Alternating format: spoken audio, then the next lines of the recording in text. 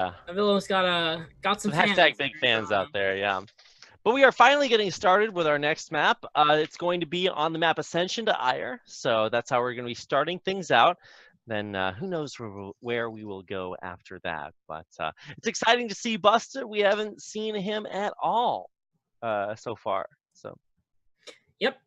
Sammy, of course, we have seen several times now. Casted perhaps even most of his matches. Yeah. But we are getting started with game number 1. Cool. Sick. Awesome. Okay, here we go. Our red Zerg player in the bottom right-hand corner, it's Sammy. And up here in the top left, we have the blue Terran Buster. This is not Avilo, for those of you who may be confused. Nor is it the Riddler, for those of you who may still be confused.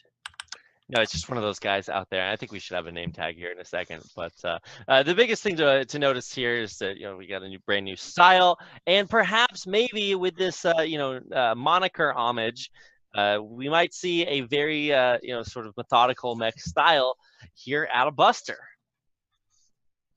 Yeah, we do. Buster does play some mech. I don't think he plays quite as much mech as the Riddler. I'm not really 100% sure about that.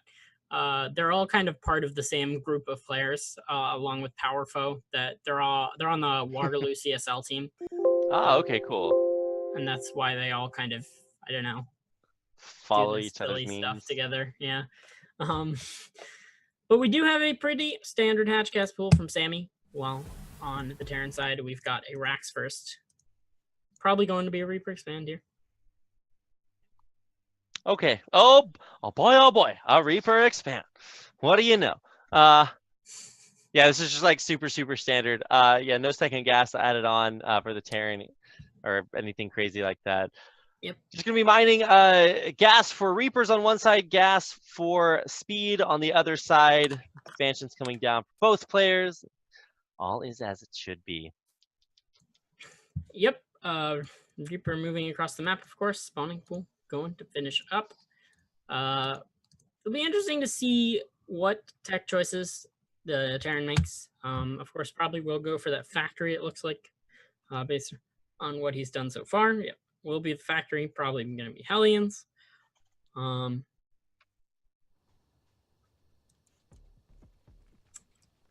Okay. I'm okay with that. We've seen Hellions a lot out of Terran players. I don't know. This is the interesting thing lately is that I feel like players have really figured out how to just get a stable opener. Oh, it gets a Zergling. That's the most exciting thing that's happened today. Okay. What's your go-to TVZ opener, Poke Bunny? I don't know. The thing about TVZ, I feel like, is that it's usually kind of on the Terran to make something happen, I guess. Like, you kind of have to mix it up a little. I would say, like, overall, like, probably the most popular now that Reapers have been, nerfed a couple times and fallen out of favor a little bit. The most popular is probably Hellion Banshee, which I do from time to time, but at the same time, like, if you do Hellion Banshee every time, it becomes a lot less effective. So I think, when you do something like that, you kind of want to mix in maybe some Hellbat builds or, some 2-1-1s once in a while. That's how I feel. I personally like 2-1-1 a lot more than a lot of players do. A lot of players don't even play it really at all anymore, but I still play it pretty often, especially on smaller maps where that drop can really get out. Because it's just, to me, I just feel more confident with that build than I do with Hellion builds, but I think Hellion builds are overall more common and superior. Yeah, especially early on, man, you get those couple of great lines on probes. It just really ends the Zerg's career right there. You get like two Hellions in, you kill like 6-8 drones, and it's like, oh my god, that's just way too much. And I've seen it happen more times than not. Here comes 4 more Hellions than the ones we've seen earlier today. Just the first 4. Rolling around the corner, but already great Overlord placement there to scout them out. Yeah, we've got Overlords both on both sides of the map here to kind of make sure he doesn't miss any units moving around the map. There will be a Banshee coming out with Cloak shortly. Stim is on the way for the Terran as well. So he's got his mid-game tech kind of rolling, got that third CC started. So going to be putting on some pressure with the Hellions and Banshees, and then transitioning into a standard bio game. Man, already early spore crawlers on the way. I think we have one in a natural, and then yeah, just the one. So not overcommitting with those, just saying, hey, you know, if I get caught off guard, then at least I'll be able to deal with them a couple places. Right, he is correctly predicting that the Banshee's first point of harass will be the natural, but he's going to need to get those down in the main and the third pretty soon here, or Buster will move on over and find no spore and do some damage, as the cloak is just finishing up now. But yeah, the spore is done here, so this queen is going to be able to poke the Banshee away with only a pair of kills between the Banshee and the Hellions. Wow, that was actually remarkably close to not being in range, but Hellions killed off a bunch of Zerglings out on the map, but have to be wary about getting surrounded. Zerglings and Banelings need to figure out where to go. But the Hellions back off. The Banshee, I believe, was saved, correct? I think so. And now we have a pause, so we have to see what is going on. See what is going on. Yeah, usually the players will let us know exactly why. But I guess they're ready. Okay. Surprise! Play StarCraft again. Yeah, I'm not sure what that was about. Perhaps maybe even an accidental pause. It seemed like it was pretty much right away. Also, he did say go right away. Excuse me for that alarm. They did. No worries. Yeah, so when you hear the Hellions finally come to bear, there's plenty of Zerglings, but some nice Lions here, and whoa, that is a lot of Zerglings taken out, many of them bruised, only a couple of hits left. Gotta bring the queens around. Yep. A few drones picked off here and there, no significant damage really. Banshee takes out one more. Looks like there is a second Banshee somewhere. Oh, just sitting in the middle of the map, not doing anything. So that Banshee has not perhaps been so effective so far. One hit more, Hellion does go down. I feel like Sammy's in a good spot. You're okay to take a few residual losses with this build, against this build rather. But you're also okay if you're Buster, if you feel confident in your macro play. Like, it's not ideal, but he did enough that he can play a macro game if he's confident in his macro play from this position. Like, he's moving out with this first force. This could do some damage. There are no Banelings yet morphed. He is going to morph a few now, but, you know, potentially there will be some creep clearing. There will be a little bit of poking forward. I don't think he'll be able to do any real damage here. Here we go. Sim complete. Double medevacs on high. Banelings being targeted. Not the greatest hits, but more and more rolling in. Yeah, the tank will fall, but traded out okay. You know, not really a significant exchange on either side. Banshee's still doing a little bit of work, picking off a few extra Banelings and Lynx. Actually adding a fair bit to this army, I would say. It's got 16 kills, so. Now, there's no more behind this. All the Marines rallied actually back home, so it doesn't look like this is going to be one of those parade pushes, something crazy committal here for right. I keep wanting to call him either just the Avilo tag or the Riddler. Instead of Buster, so I've been casting Bjorn a lot, right? And they call, and I've also been casting Bunny a lot. And both of those names kind of sound like Buster, but also because they've been calling Bunny the Bunster. So I want to call Buster Bunster instead. And it's way too confusing right now. Disaster all around. We do. I've been up for like 30 hours, so all the names start to combine together. Yeah. Okay, I know what to call this. It's so many Banelings. That is so many Banelings. We do have Hydras as the tech of choice for Sammy. Moving over these Hydras towards the fourth to defend, as well as you mentioned, morphing many Banelings in the center of the map. Buster has established 3 more racks, starting that Marauder production to give his army a little bit more beef as he works towards that 2-2. 2-2, probably a little bit delayed, it looks like. For Buster, the Zuri's +2 armor did just finish up pretty significantly before his infestation pit going down for Sammy, going for that hive tech. Not the quickest hive tech, but certainly not slow either.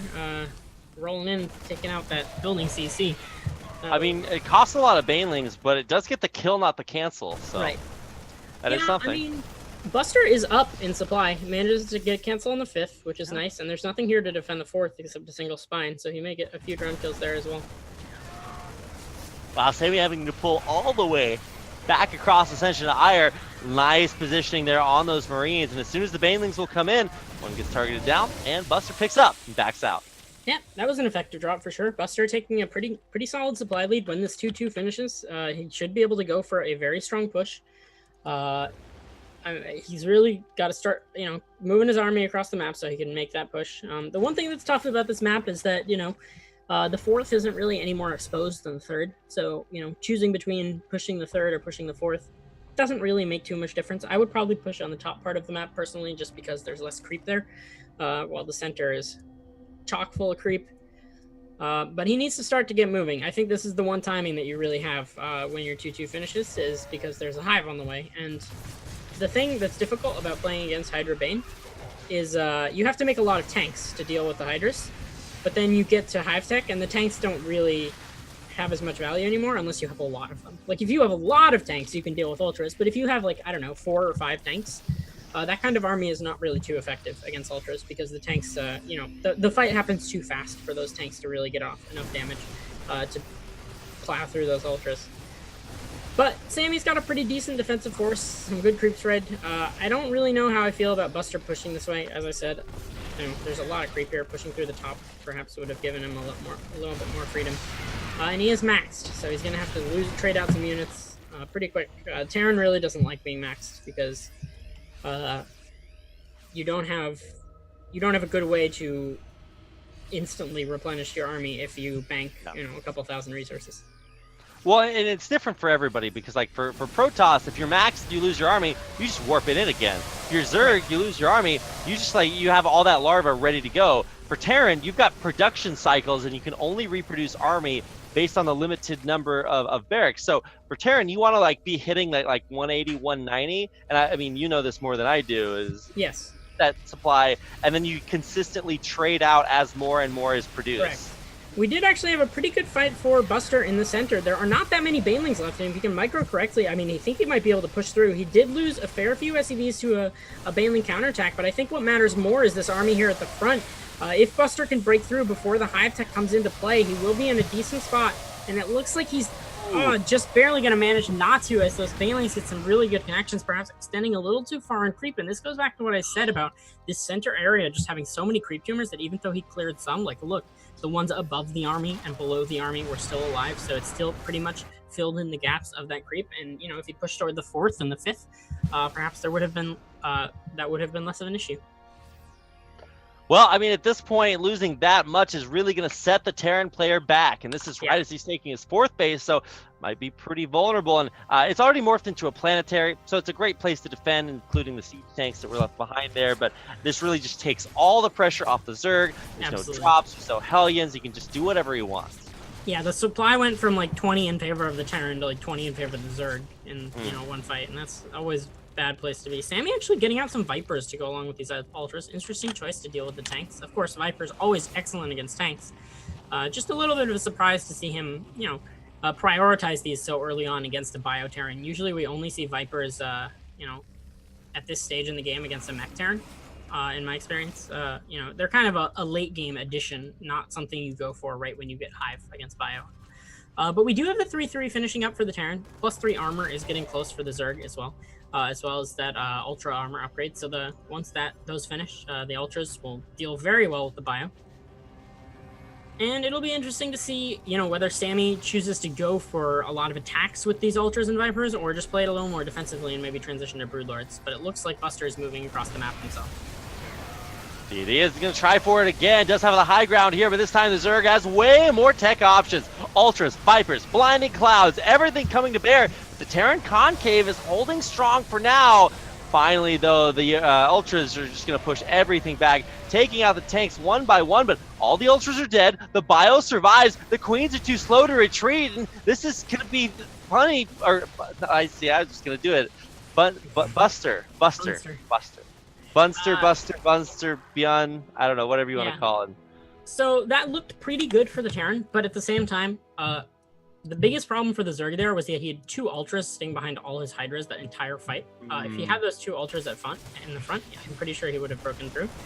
There's a large number of Zerglings going for a counter at the 3rd. Buster trying to establish his 4th, or excuse me, his 5th. He's really going to need that if he wants to keep this going. But yeah, I mean, I feel like this is actually relatively even. I think as this game goes later and later, it will favor the Zerg more and more as he, potentially goes up to those Broodlords and gets a healthy Ultra count. While Buster doesn't really seem to be transitioning at all. We've got a couple Liberators getting added to the mix, but not really a significant amount.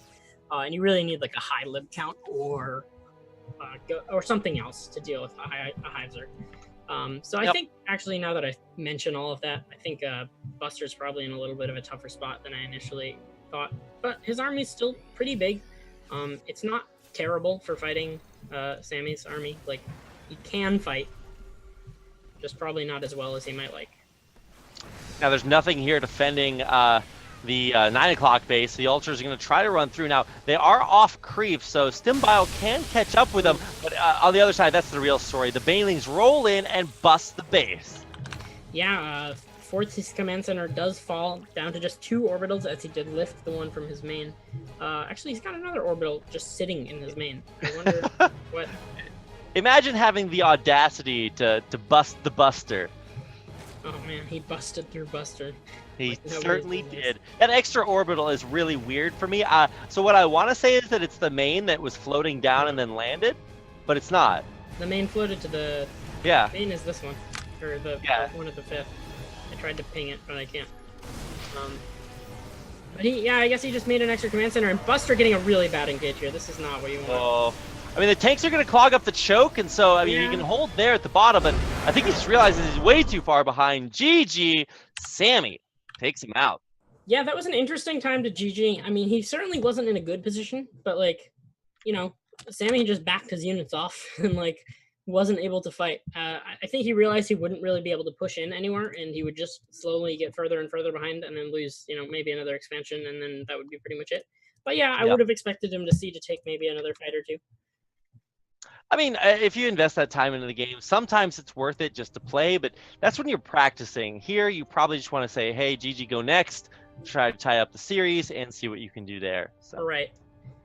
Yeah, we do have our game number 2 map will be Odyssey. It's interesting to see Terrans go for... I think this is the second TVZ series where we had both Ascension and Odyssey played. And that was a little bit of a surprise to me, because to me, like, you're vetoing one of these maps for sure, if not both. Like, this map, or Ascension, Odyssey, and Mech Depot all seem like the difficult Terran maps to me. And so I would veto 2 of those 3 100% of the time. Which ones is kind of up to personal preference, but not vetoing either of them, it tells me, I guess, that the Terran player is very macro-oriented, and he is more worried about Zerg shenanigans, I guess, than the fact that, the macro game might favor Zerg on these maps. All right, so I think we are talking about how to do the final games here. If I'm not mistaken, rather, 2 players advance from this qualifier, right? Yes. Okay, so we already have BioIce advancing, right? And then the winner of the losers bracket advances as well, or does he have to go up to the? Okay, so what happens is that BioIce is going to play them for seeding and the money in the prize pool. So that's the way it's going to happen. Yeah. So there's that one extra game at the end. Yeah. So we will actually have BioIce play the winner of the losers bracket, whoever that ends up being. But in the meantime, we are ready with game 2 of Buster versus Sammy. Sammy taking game 1. And here we go on Odyssey. We haven't started yet. We're getting there. Oh boy. Okay, so the winner of this match will play NYK in the losers bracket finals, and then that player will get to advance, but then, like we said earlier, is going to have to play against BioIce for seeding and prize money and all kinds of cool stuff like that. It appears as if by saying go, go, we have actually been interpreted as stop, stop, because nobody is... There's not a whole lot of going occurring. Oh, that's not an emote. Sorry, I'm just typing emotes in chat. let me see what I got here. I actually have a bunch of emotes. Let's see, GG. Go with that emote. I actually heavily underutilize all of my emotes. My infested adjutant emote, put that in there. Wow. Yeah. Yeah, I probably don't use. Do I have like StarCraft I don't even know what I Remastered have, to be emotes? completely honest. I think I do. There's some of them in there. Okay. I'm just looking through. Eventually, I'll be using these in my games to great effect, but that's going to do it. For our lobby, we've got just enough time to get into our second game of the series as Buster. I did it. I got it right. Takes on Sammy. So, yep. Without further ado, here we are. Yeah, and in the bottom right-hand corner of Odyssey as the red Zerg, we have IGX Sammy. That's him on the opposing side in the opposing color. As the opposing race, it is our Blue Terran player, Buster. Got busted in game number 1, literally, figuratively, in every form of the word. Let's try something else here today. Yeah, it'll be interesting to see whether he goes for the same kind of thing in the second game. I mean, to me, as I mentioned, I feel like the fact that he picked this map makes me think that he's going to do something similar, because it makes me believe that he wants to play macro games. And that, you know, I don't know why else you would let both of these maps through. I feel like as a Terran, you kind of want to let, you kind of want to vary the maps a bit so you can vary your strategies a bit, because I feel like the strength of Terran is that they have, a good amount of mid-game options, and you want to make use of that to kind of catch the Zerg off guard. And if you don't make use of that, you better be really confident in your mechanics. And I feel like, to me, when I look at this matchup, I don't see a mechanical advantage for Buster. If anything, maybe it's a disadvantage. Like, I feel like Sammy would probably be favored in macro games. So I'm surprised to see him kind of playing like this. All right. I agree. That was kind of surprising. I think what for me is most surprising is that you see players sort of not realize the way the game is going when they probably played hundreds of very similar series. So for Buster in that last series, it's like, well, I'm gonna split against half my banelings, but then move up onto the high ground and just not expect them to come fight me there. I'm like, he's gonna come for you, and then eventually the ultra count keeps growing. It's like, what do I need against ultras? Stuff. And he gets like 1 or 2 liberators and keeps them back home, and then pushes out away from them. I'm like, well, you kind of left your liberators. There's nothing to deal with the ultras here. So you got to keep up with the steps, with the pace of the game. And I guess that's the important thing about StarCraft, is that it is real time. Right. Yeah. Of course, keeping up with everything going on is probably one of the hardest parts about this matchup. Is this matchup really lends itself towards the multitasking, the constant back and forth, especially if you play bio, of course. Right. Where you have drops, you have Hellion Banshee, which is a lot of harass and stuff early on. Just a lot of multitasking and a lot of mechanics on both sides. Oh boy. All right, just keeping an eye on the Reaper, seeing what he gets in and sees. This would be the scout that would show you, hey, is there a Roach Warren on the way? Is there any sort of aggressive build timing? He doesn't see anything, and indeed there is nothing. Third base on the way here for our Zerg player Sammy. Of course, the orbital just now morphing in. Yep, we do have the starport on the way once again for Buster with the tech lab on the barracks, so it looks like it'll be pretty much the same thing. I mean, perhaps I'll go for Raven or something instead this time, but for the most part, the build order will be basically the same, if not exactly the same.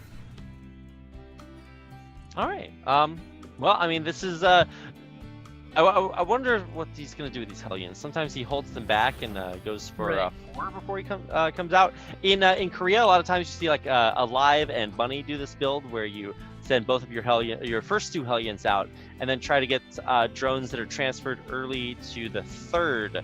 But a lot of times, at least today, haven't seen any players put drones at the third very early on, because usually they haven't finished that thing. Saturating. Saturating, yes. I was like, sacrificing? No, it's not. Sacrificing neutral. I mean, they probably haven't sacrificed neutral either, but yeah, perhaps it'd be a bit of a mistake. We do actually have a medevac coming out first this time instead of a Banshee, so that'll be a little bit of a change.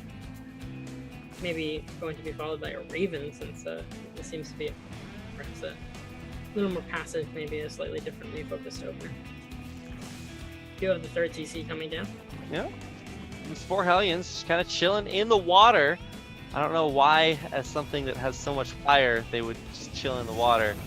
It's probably not where they want to go, but of course, just waiting for the medevac that will inevitably lift them into the main. I think Sammy saw this medevac with one of his overlords. He seems to be aware of it, at least, or just extremely prepared. But in any case, some lings will be over here. Not a lot, though. Yeah, that's going to be enough lings to push this away. There are also 4 Hellions at the third, so it's not going to be easy for Sammy to deal with this on both ends. He does manage to get a couple drone kills, but he's going to be forced back out. There he goes. Okay, yeah, not enough damage done, I don't think. He just saved things, so it's not like he lost anything right. On the other side. Curious to see. Let me check and make sure that there is if there's an armory. No, double engineering base coming down behind this. So this is not going to be like a Hellbat push or a transition off of this. This is just the opener with a big bio burst coming behind it. We do have the upgrades getting started for the Terran. Got an Overseer, Bailey Nest Lair for the Zerg, lots of tech. Or excuse me, not Overseer. This Overlord skin makes me think it's Overseer's. Yeah, it actually does look different. But yeah, the Zerg upgrades are pretty significantly ahead, and he will get that lair in time to start 2-2. He's got those 6 gases going up, so he should have enough gas, plenty for all the things that he needs. He's got a 4th on the way, so pretty much everything going how the Zerg wants. As I said, it seems like the Terran is very okay with this macro game, but I don't feel like he should be. Like, he seems to be fine with playing from this position. But to me, I would feel uncomfortable playing from this position if I were him. Like, unless I really felt confident that I was the better player in a macro game, which I don't think he should feel like, because Sammy has been doing pretty well in macro games overall. The games he's lost, a lot of them have been the ones that either he cheeses or something weird happens in the early game. Yeah, no, I would absolutely agree with that. The early aggression, it feels like, just is not working out today. Not just this guy. I'm not trying to say that he's not performing well, but just in general, especially like when you try to stylize it. Also got to watch out for the SIVs down here at the third. Several of them were actually just not mining, so they might as well have been dead, but with more going down to a few Zerglings poking in. The third base does need to get up and running. Sammy's already almost up to his 4th. Yeah, meanwhile, there was a Marine drop in the main. I believe it took out a Queen and a few drones, some lings as well. It went okay. But yeah, he lost all his Hellions in the middle of the map, which is really, really bad. And he's behind an upgrade, so he's not going to really have a strong timing here. And Sammy's going Hydras, which are very strong defensively. So I feel like Sammy's in a pretty comfortable spot here. Going to be able to go for his Hive Tech pretty early this game. I wouldn't be surprised to see him throw down the infestation pit within the next minute or so. Because, when you're comfortable as a Zerg, you want to go for that Hive a little early so that the Terran is never comfortable himself. Because even if you don't make Ultras right away necessarily, just seeing that Hive and the infestation pit and stuff, it just puts the clock on the Terran where you feel like you have to do some damage before your bio units become less effective. And with the 2-2 just now starting for Avillo, the earlier you get that Hive, the smaller. I said Avillo, God. Yeah. The smaller that timing window becomes if you to push with that 2-2 before Hive. Well, Marine's coming up here to the third base and being immediately pushed back away. Terran's just being pushed back at every single phase. Now he's gonna be able to kill off both of those Hydras, but there's infinity more on the way, and they just bop it down instantly. Wow. Yeah, so it's pretty airtight. Now the Zerg, having been unharassed for the most part, he's actually stopped at that 60 some odd workers and is now just going all not all in. He's got more drones on the way, but this is going to be a very strong push. Yeah, a little awkward as the Baneling's speed is just now finishing up, getting a few Banelings picked off before that speed actually finishes. I don't know how I feel about this attack. I feel like as long as Buster positions his units properly, but you might fly out of Oh man, he could have just lost both of those medevacs. In fact, I think he's actually going to go up and try to take him out. Man, that range on the Hydras just always astounds me. And it looks like those medevacs will be pushed back. Yeah, I mean, I feel like if you're Buster, or excuse me, if you're Sammy, I don't know how I feel about him attacking into this. I feel like he should just be kind of waiting around for the hive, and he is going for that hive. He's moving in towards the third, and I mean, this could go okay, but I feel like if Buster controls it well, he should lose this fight. Well, it looks like Sammy did not control that well. He sent the banelings in one at a time. Great target firing there. He's gonna pick off. Flank. Yeah, the nice. The good old 4 Marine flank. Those get taken out, but so does most of the Zerg army. He's gonna have to remorph banelings here, and that was a great hold by Buster. Yeah. So here's the thing. Buster now has his 2-2 about to finish up, and this is his timing. He needs to attack now, or he is probably going to lose, because Sammy traded out a lot of units that he didn't really need to trade out, and he doesn't really have that much money now. And he actually probably won't have money to make a lot of ultras right away, which is the other pretty big mistake. Yeah. But you still want to push now, because what you do as the Terran, he's actually forcing a cancel at that top gold at the 5th. If you're Terran here, you force the Zerg to continue making units that are not hive units, right? You want him to make more Hydroling Bane, as long as you don't like throw your entire army. Yeah, a couple of things that are really weird. You mentioned he's not going to be able to make ultras because he, spent all of his gas on the banelings. Well, if you look at the gas, in the main, Sammy has not built another extractor. Yeah. So he has no extractor in the main. In his natural, he just put the drones back on in his natural. He's missing 2 drones at his 3rd base. He had his gold base taken out, and at the other base, he just finally finished adding them back there. Yeah. So for a while, there were like 5 geysers that were not fully saturated. So that's just a Zerg, you just need all the gas you can get. Right. Yeah, it definitely seems a little weird that he hasn't taken that main gas. I think that is definitely an oversight rather than an intended decision. Yeah, it's not just that he hasn't taken it. He's never had it this entire game. Exactly. We do have Hydra's kind of getting caught. I think there's too much for the Terran. Wow. And yeah, Buster's going to push through, and I mean, their Ultra Cavern is done now with the Ultra Armor on the way, but he has no money for Ultras. Ooh, yeah, 60 army supply down. Sammy is just going to lose everything here. Oh my god, this is just what happens when neither player is able to damage each other and then one loses half their army. Well, I guess it's time to die.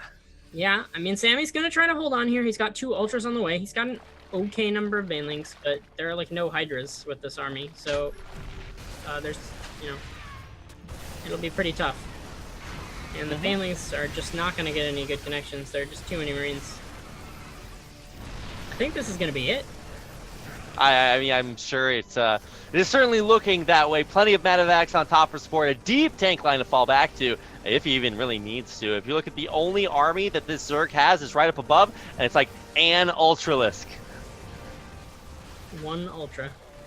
Okay, there we go. A second one pops out, but they can't even attack because the Zerglings are in their way. Well, they won't be in their way much longer. They're just going to pick up, drop off back even on the high ground or on the low ground by their tanks. Is he going to pick up and go home? Oh my god. I think he should go home and go around and attack through the top.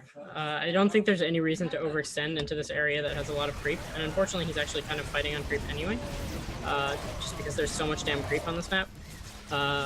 But what you want to do here is, like, there's no reason to overextend towards the main and the nat. Like, just keep killing the outer expansions over and over, and there's nothing that Zerg can do. Like, he's still up 60 supply, and he's established his own 4th base, so he's not hurting for money himself either. Like, it would be nice to get a 5th up. He is actually floating an orbital over to the 5th now. But he doesn't, like, desperately need a 5th. He's overextending again, though. Like, the only way he can lose this game is by overextending, and that's what he's doing. Going very far into creep. It'll still be dicey because there are just not that many Ultras. Yeah, this is actually pretty deep. He is doing a good job cutting the creep in half and trying to take out a few of the tumors, but he didn't actually commit. Okay, I thought he was going to. He scanned the high ground, but that was just to see. He didn't want to actually commit. Now, well, this is actually cool. He's kind of forcing the Zerg off creep. That is a big ball of Stim Marines. There's no fungals. There's no AoE damage. It's just the Ultra in the front, and he gets popped. I think Sammy took not the worst fight, but in general, I don't know. The real problem here was that Sammy attacked the 3rd for absolutely no reason. Like, that was when I wouldn't say when he lost the game, but that was when the game tilted in Buster's favor for like no real reason. Like Sammy was fine with that position. Like there was nothing wrong with the position that he was in, but he felt the need to attack, and that meant he had to spend all his money building units that were not hive units. Like if he keeps that army, he defends, and if Terran doesn't attack, he has money for 6 ultras when his ultra cavern finishes, and that's fine. Like that's how you win the game. The Terran has no fourth. Like the Terran will need a fourth to deal with hive in the long run. Like if you don't get a fourth as Terran, you're basically on like a timing attack. Like you want to win the game before the hive tech kicks in. If you want to play an even macro game, you need to stay even on bases. And Terran did not. He wasn't even attempting to take a fourth really, but Sammy rolled in and lost his army, and that gave Buster an opening. Well, here we go. Our next game will be on Abyssal Reef. So, surprise, playing more games on Abyssal Reef today. Yeah, it's going to happen. And for Sammy, he actually seemed to really just be ironclad, just airtight. I guess we're going to be underwater here, so maybe that's not the phrasing I need to use. But he was just great at defending everything. Right. Liberators, drops, Hellions, just nothing got in. Right. I definitely agree with that. He was really solid defending all around. And he was in the games against Protoss too. I would say he's pretty good against harass. He's pretty good at dealing with some early pressure, but he just needs to, make the good decisions in the macro games. Okay, well, we have one more game, and it's going to be on Abyssal Reef. Like I said, it's a map that has given us macro games before. Yeah, Abyssal Reef. I'm looking forward to this. This is a very good decider map. This is like a pretty balanced map, a pretty diverse map. You don't really know what to expect in terms of strategy. If Buster wanted to bring out a more aggressive strategy, this would be the map to do it. But you can play a macro game on this map as well, perfectly fine. And well, here we go. We're finally loading up onto our final map of the series. It's going to be Buster versus sorry, I was distracted. Buster versus Sammy. So let's go ahead and introduce our players. Spawning in the upper left-hand corner as our red Terran player. This is Buster. And over in the bottom right-hand corner, as the blue Zerg, we have IGX Sammy.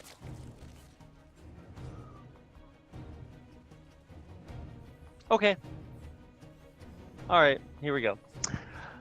Whew. Well, now we get a chance to watch probably the same opener again. I think this is all that I've seen Buster do so far. Yeah, well, this is the only series we've seen him play, to be fair. That is true. I'm trying to extrapolate, Poke Bunny. Yeah. It's not unlikely that he will do the same thing again. I'm not disagreeing. We're currently watching the commentary of Massa, who has apparently arrived to the event. We'll get a chance to see what he says to our players. He walks around. But for the players themselves, they are the ones tasked with playing the games today, and I'll see which route they want to go. Now, nothing super unique so far, but I would like to see something to mix it up. I think both of these players may have, at this point, gotten in the rut of playing the same strategy every game, and it's always nice to mix things up. Right, yeah, it is going to be a Reaper expanse, but there are still plenty of options here. He could go for, second racks, go for the 2-on-1 instead. Could go for, some sort of hell aggression. A lot of options here as the turn.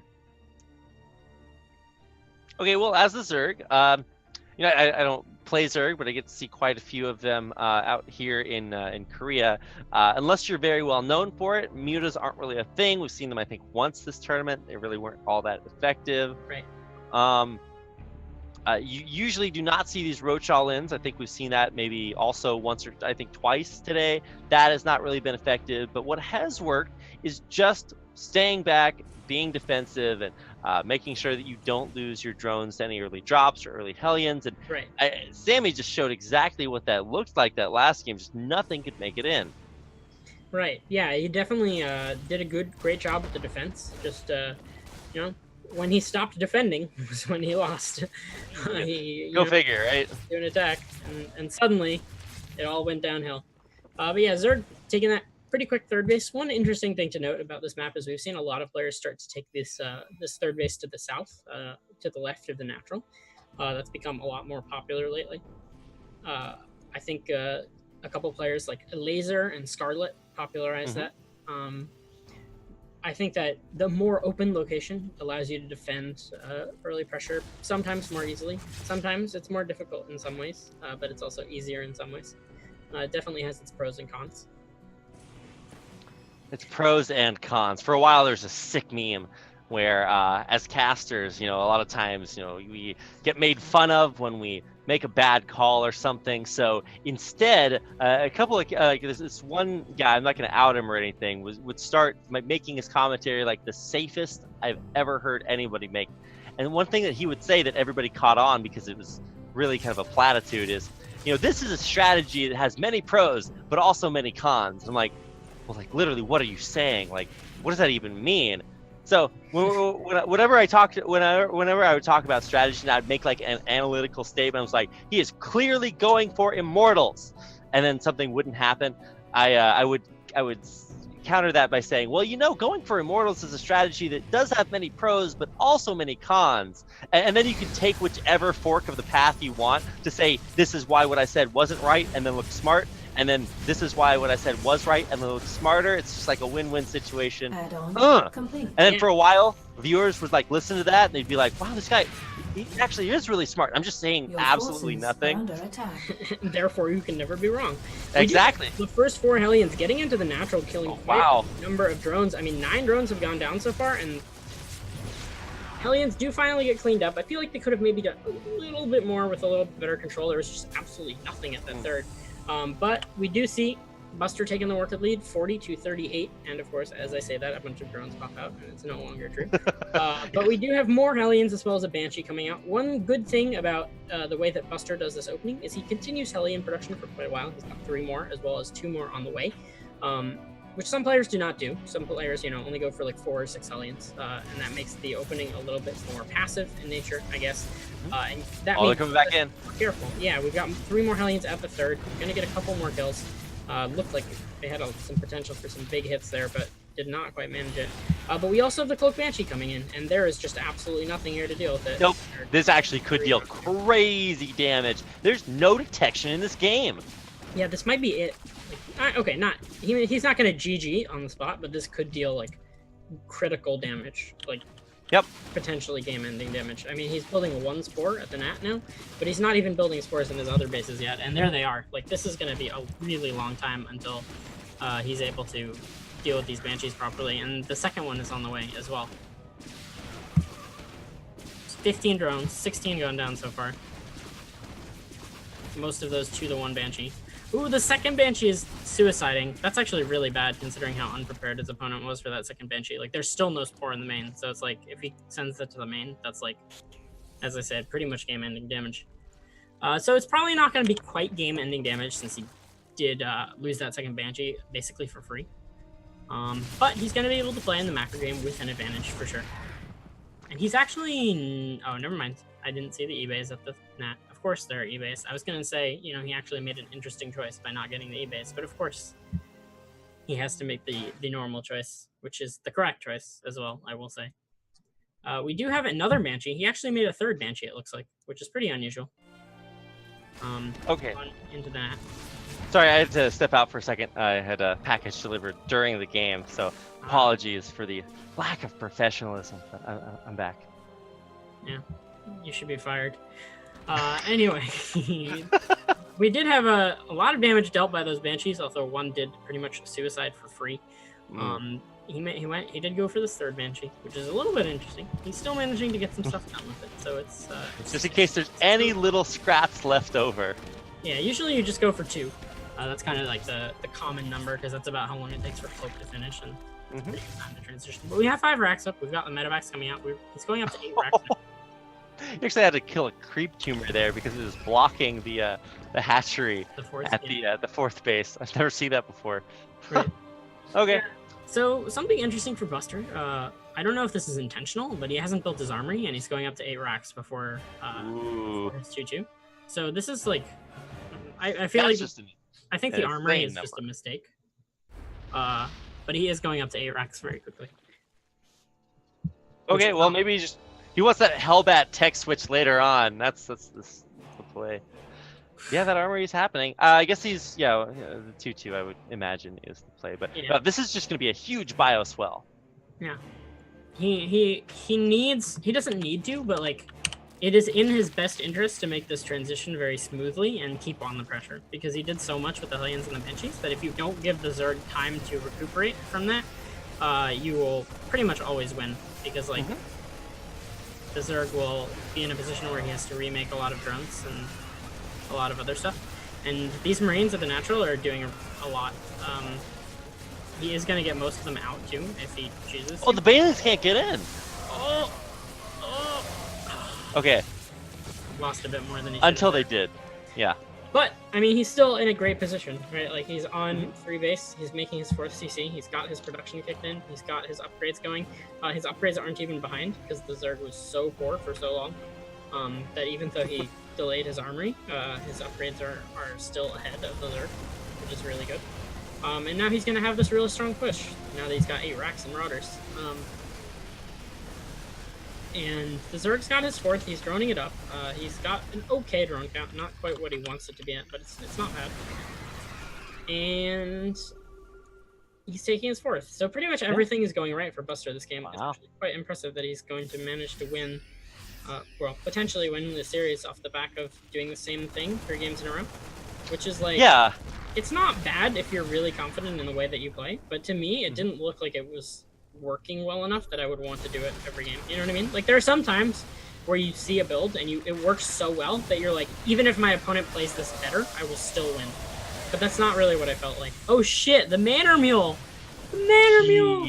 He is going in! Alright, yeah, split super well against those Banelings, and even with more being made, there's some decent connections, but there's too much here. Yeah. Zerg does have +2 armor, so he's got the upgrade advantage in a way for now.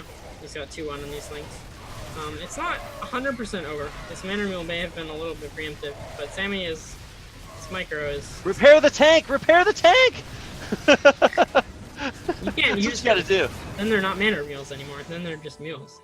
Yeah. Buster is pushed back, and you know what's funny is he could still lose this game. I have no feelings about either player, but I kind of hope he does just because he Manor Muled, and it's always very funny to see someone Manor Mule and lose. Well, this is a ton of Banelings, and yeah, he has just stopped. Okay, yeah, he's gonna push out, but those Banelings are gonna finish really quickly. He's gonna stop several of them, most of them, almost all of them, but now they're gonna roll into his stim. Bio Force is kiting backwards, but the Banelings still get a great connection. Yeah, the Banelings did pretty well there. There's still a good number of Marines. He loaded a lot of the Marines into medevacs. Yeah, that's right. He needs to go Hive. Yeah, he is starting his Hive now. I think that was a mistake to try to attack. I think if you're Zerg and you're behind, you just defend and go Hive, and that's your best path to victory.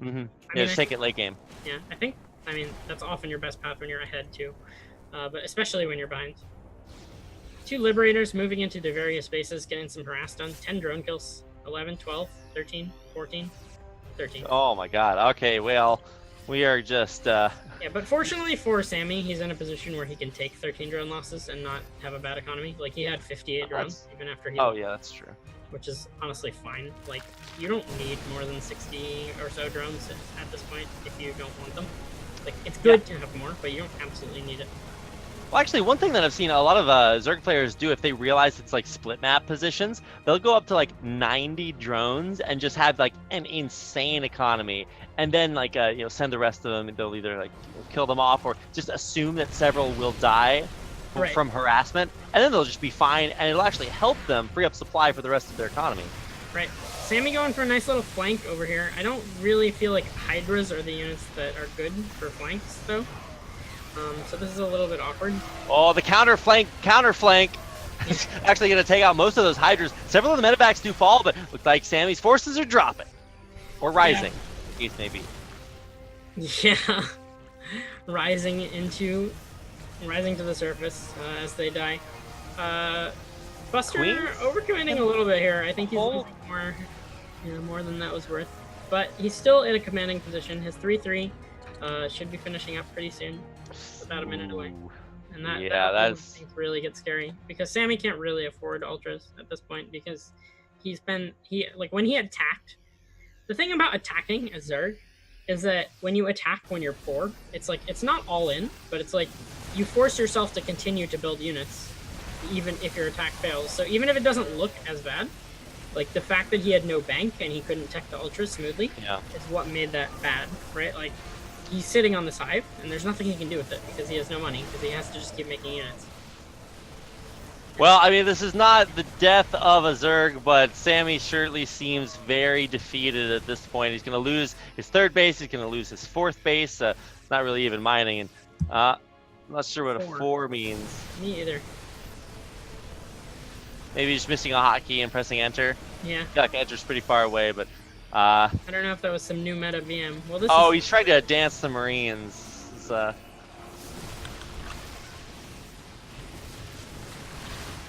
Bailey's finishing. Oh my god, this choke is brutal. Yeah, everything just has to file down one by one. Nice tries for the blinding clouds, but that's just not enough. And I don't know, man. It's there's the GG, well played. Great sportsmanship by Sammy, even though in the end it is Buster that advances. Yeah, I mean, Sammy, like after the first Manar Mule, like there was potential for Sammy to stabilize and go Hive, I think. Like it wouldn't have been easy and he would have had to take really good engages, but in my opinion, I felt like Sammy usually took engages or good engages when he was defending. It was when he tried to attack that his engages were really poor. Like watching his engages, it just seemed like there were many that went there were many engages that went really badly for Buster. Like I didn't really feel like Buster's control was good enough to attack aggressively enough to end the game. Like the thing about when you're ahead as Terran is if your control is not really good, it's really easy to throw because like if you attack and you get a bad engage, like you have to do so much to make up for it. Like your micro has to be insane. You know, I mean, it's not just splitting either. It's like the positioning and like overcommitting when you're ahead. And that's something I feel like we saw Buster do a couple times is overcommit when he was ahead. But Sammy wasn't always able to punish it. He did punish it sometimes, and that was why he stayed in the game for a while. But yeah.